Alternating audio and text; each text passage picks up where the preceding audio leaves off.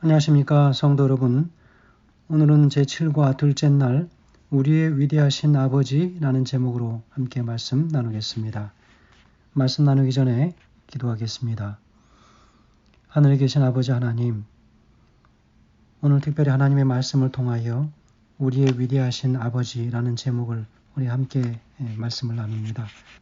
불멸의 소망을 갖기 위하여 먼저 위대하신 우리 아버지 하나님의 놀라우신 능력과 그분의 사랑과 인자하심을 먼저 깨닫게 하시고 이 온 만 우주를 창조하신 아버지 하나님의 능력을 우리가 분명히 기억하므로 다시 오시겠다고 하신 그 예수님 우리가 분명히 기다리며 바로 그 아버지 하나님을 우리가 소망하는 것처럼 여전히 우리의 하늘을 향한 그 소망이 끊이지 않도록 도와주시옵소서. 우리의 위대하신 아버지 하나님을 진정으로 존경하게 하시고 그래서 우리 그 주님의 말씀을 우리가 믿어 의심치 않게 하심으로 우리 땅에서 우리 가져야 할 온전하고 순전한 믿음을 갖는 우리 모든 믿음의 백성들, 가정들 되게 하시기를 예수님의 이름으로 기도합니다. 아멘. 오늘 둘째 날입니다. 말씀의 제목은 우리의 위대하신 아버지라는 제목이지요.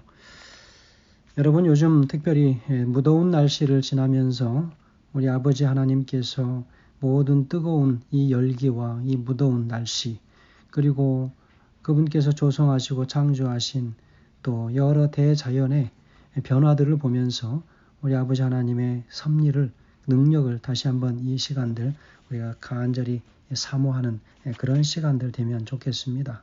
그 어느 때보다도 아버지 하나님의 능력이 필요한 때가 있다면 지금이 아닌가 생각이 됩니다. 바로 이 시대를 바라보시며 안타까워하시고 우리 하나님 곧 오셔서 이 땅을 깨끗게 하시고 그리고 모든 죄를 도말하셔서 우리가 그 나라에 함께 이룰 수 있기를 간절히 소망합니다. 그래서 우리는 그 위대하신 아버지 하나님을 더 간절히 사모하는 이유가 바로 그것일 것입니다. 자, 오늘 말씀을 함께 나누면서 이 오즈월드 제임스 버드라고 하는 사람은 이렇게 이야기했습니다. 하나님께 당신께서 무슨 일을 하실 것인지 묻고 있는가? 하나님께서는 그분께서 하실 일을 말씀해 주지 않으신다. 다만 당신이 어떤 분이신지 보여주신다. 주님은 나의 최고봉이라고 하는 이 말씀에 그렇게 기록하고 있습니다. 여러분, 바로 이 이야기의 뜻이 무엇일까요? 오늘 우리는 그 이야기의 진정한 뜻을 욥기서를 통하여 우리가 기억하게 됩니다.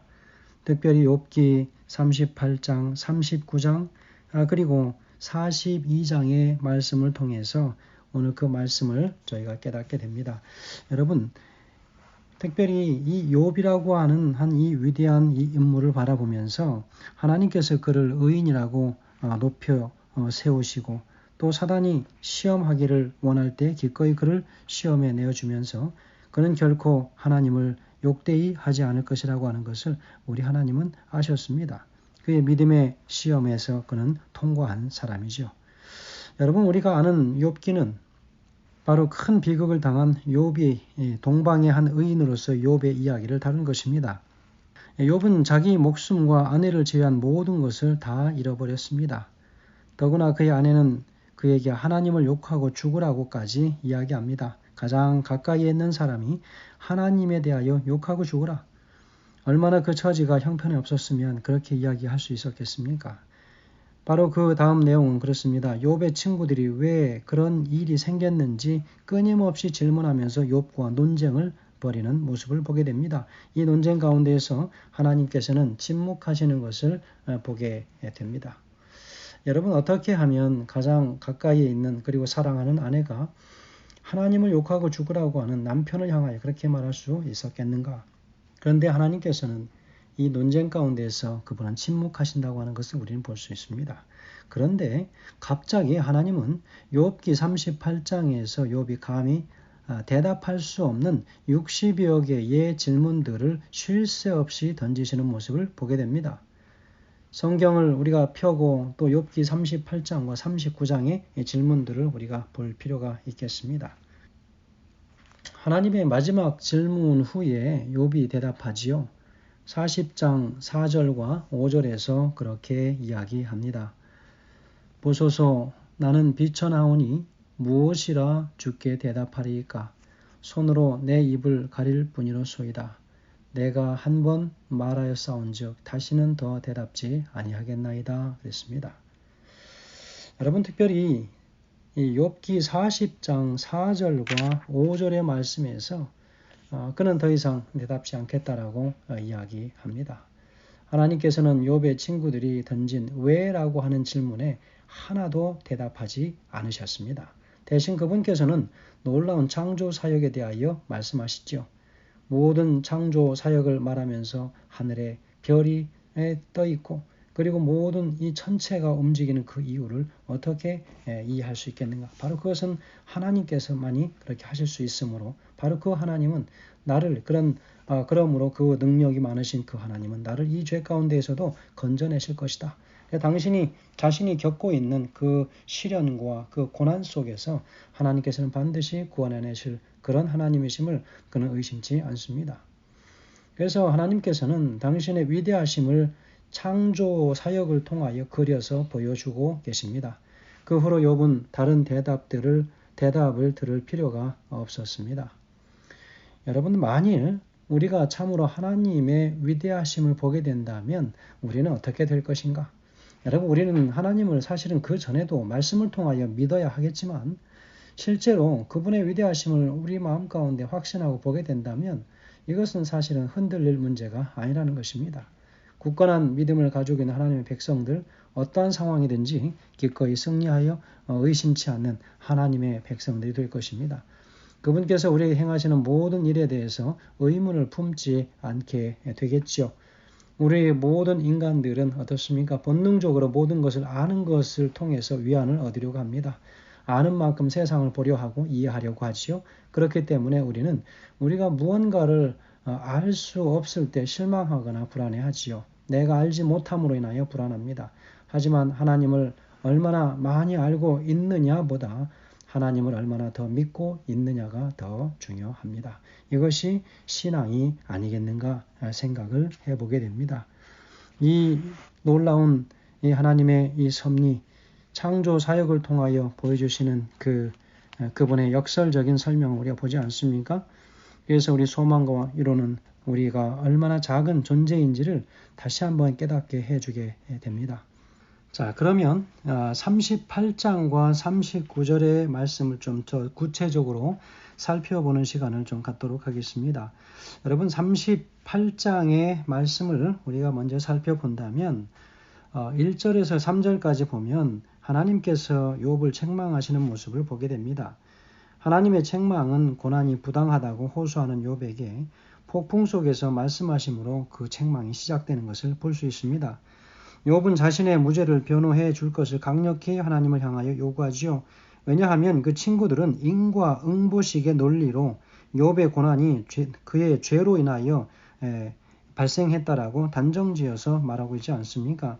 마침내 욥과 친구들 사이의 대화가 결론 없이 끝나게 되면서 하나님께서 직접 나타나셔서 욥에게 자신의 뜻을 제시해 주십니다.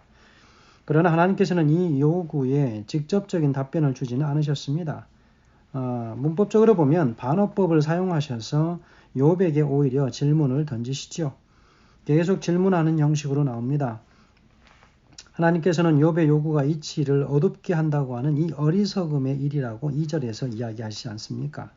고난은 당신의 백성을 장성한 분량에 이르게 하는 하나님의 가르치심이고 다루심이라고 이야기합니다.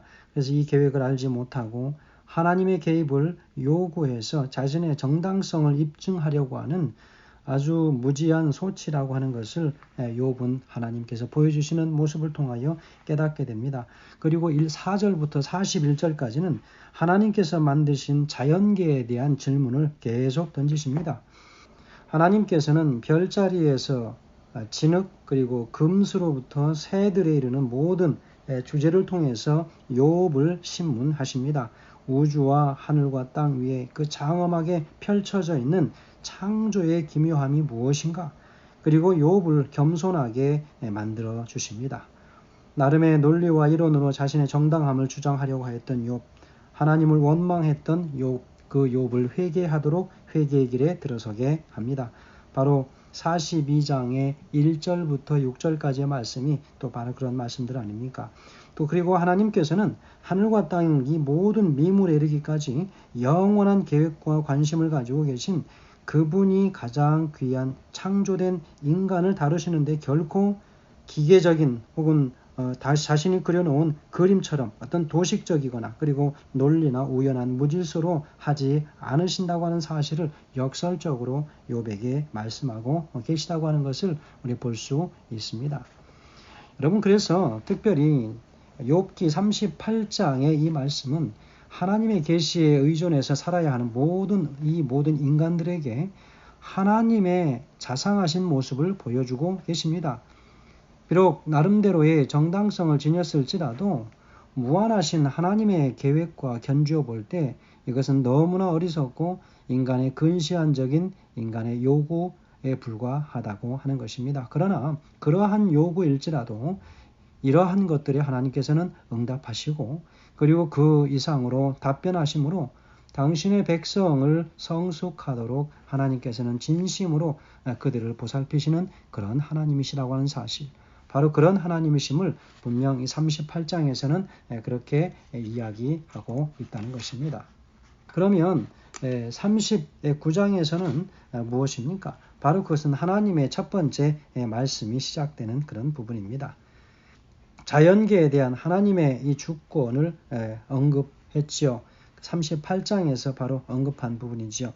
그리고 이 전장의 그 끝부분에 보면은 동물 세계에 대한 하나님의 지혜 그리고 섭리를 계속해서 기록하고 있죠. 그래서 이 욥기의 저자는 동물들의 출생과 죽음, 생명이 어떻게 유지되는지 그리고 그 음식의 모든 공급들 이런 것들이 자신들의 자발적인 노력에 의해서가 아니라 하나님의 세빈하신 보살핌 때문에 모든 것들이 주어짐을 분명하게 39장에서는 이야기하고 있다는 것이죠. 우리 하나님께서 얼마나 자상하신 분이심을 이야기합니다. 우리의 위대하신 아버지 아니십니까? 그러면 영감의 글에는 이렇게 기록합니다. 하나님의 장엄하심, 웅장한 뇌성의 장엄한 진동과 태고 쪽부터 끊임없이 들려오는 대양의 파도 소리에서 숲속의 아름다운 음률로 장식하는 즐거운 소리에 이르기까지 수많은 천연계의 음성은 하나님을 찬양한다. 놀라운 색깔과 색조로서 아름다운 대조를 이루는가 하면 또한 조화를 이루어 변화하는 땅과 바다와 하늘에서 우리는 하나님의 영광을 본다라고 치료봉사 411페이지에서 그렇게 기록하고 있습니다. 만일 우리가 참으로 하나님의 위대하심을 보게 된다면 그분께서 우리에게 행하시는 모든 일에 대해서 우리는 결코 의심을 품지 않게 될 것입니다. 성도 여러분, 그러므로 우리는 시시때때로 하나님의 창조하신 모든 이 자연과 천체의 섭리를 우리가 볼 필요가 있습니다. 그리고 하나님의 말씀을 통하여 주어주신 그 모든 기록들을 우리가 보므로 그분의 사랑과 그 자비하심이 얼마나 충만하신 분이심을 우리가 다시 한번 말씀을 통하여 깨닫게 됩니다. 여러분, 그럴 때에 우리의 믿음을 흔드는 이 많은 세상의 유혹 속에서도 결코 우리의 소망을 흔들지 못하게 될 것이며 또한 그런 소망을 결코 우리는 잃어버리는 일이 없게 될 것입니다. 왜냐하면 그 소망의 근원 되신 우리 하나님께서 불변하시기 때문에 우리 또한 그 말씀을 통하여 깨닫는 하늘의 소망을 갖는 하나님의 백성들은 결코 그 믿음에 조금 더 흔들림이 없어야 할 것을 다시 한번 확신하면서 오늘 말씀을 줄이겠습니다. 감사합니다.